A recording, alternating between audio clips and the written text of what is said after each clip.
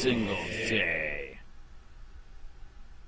Hey, Shark County, this is Shark County Cop Watch. And you know what? I thought my friend was on drugs when he told me about this, but he is not lying. This is in Punta Gorda. They have joined the Nazi ranks.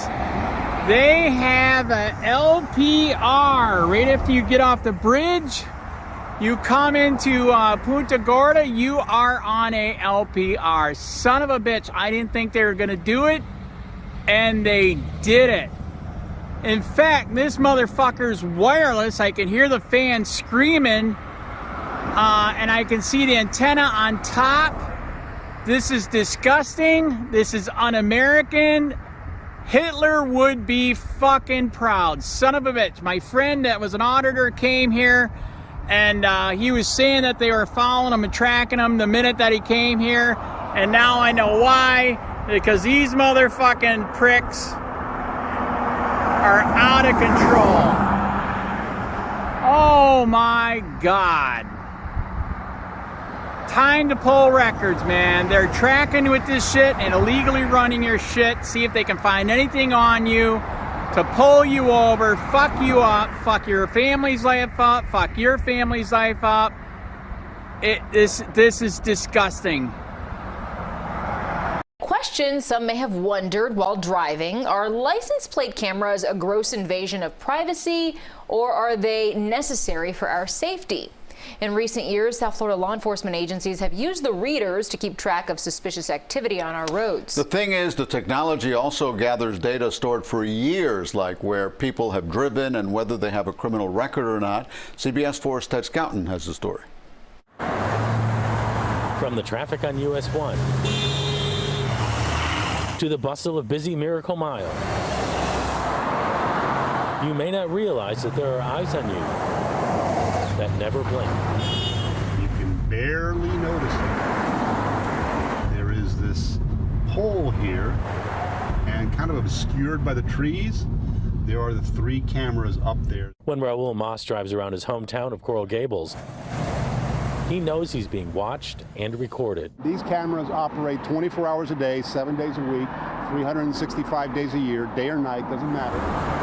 He's talking about the ALPR, or automatic license plate recognition cameras. There are 14 stationary, 3 portable, and 2 mounted in patrol cars in Coral Gables. I don't have any criminal background, any criminal records, but yet the government knows where I am, where I go, what I do, who I hang out with, who I talk to, who my doctor is. Moss is suing. He said in the first 2 years of operation, the ALPR snapped nearly 400 images of his tag. There are hundreds more now. He's troubled that those images are stored for 3 years. I am very concerned that that information is not being safeguarded properly. The only persons that see this information is the police department. Police Chief Ed Hudak said guardrails are in place. Nobody in my department can just unilaterally start following somebody through the ALPR camera system.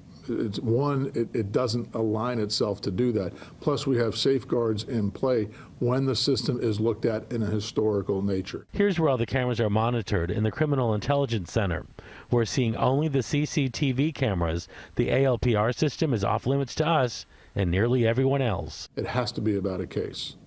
There has to be a sign-off to that where somebody is asked to do it. Chief Hudak says since the system was installed in 2017, there have been 280 requests to look at images, and it's helped them solve numerous crimes. So we've solved carjackings, burglaries, missing persons, robberies, bank burglaries through our camera system. That's both camera and the ALPR system. This lawsuit is about an American citizen's right to privacy in his hometown. Moss's attorney is with the New Civil Liberties Alliance. He calls this warrantless surveillance and a constitutional violation. Citizens have a right to privacy to the history of their movements, and it's the extended recording of the tracking of their movement that violates the expectation of privacy with respect to that history of movement.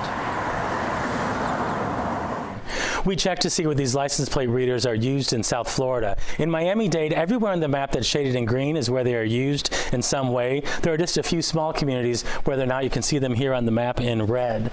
In Broward, pretty much the same thing. The county has license plate readers including all of the large cities. Then you have 5 smaller communities that don't use them. You can see them here also in red. It gives you a good indication that when you're driving, chances are there are eyes on you. Ted Scouten, CBS 4 News Tonight. Well, Moss lost his case in Miami-Dade court. It's now making its way through the District Court of Appeals. Well, as you come over the bridge and into Marco Island, get ready for your close-up.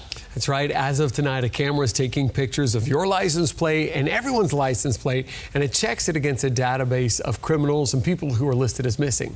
Fox 4's Rob Manch has been speaking with a city council member about this new program. He's got details from Marco Island. Well, on top of that light pole you see there behind me is a camera that will now be scanning about 30,000 license plates every day coming over the bridge here into Marco Island. It's a program the police department says will help keep this community safe, but some council members worry about personal privacy. The cameras now sit high above US 41, silently taking pictures as the traffic flows by.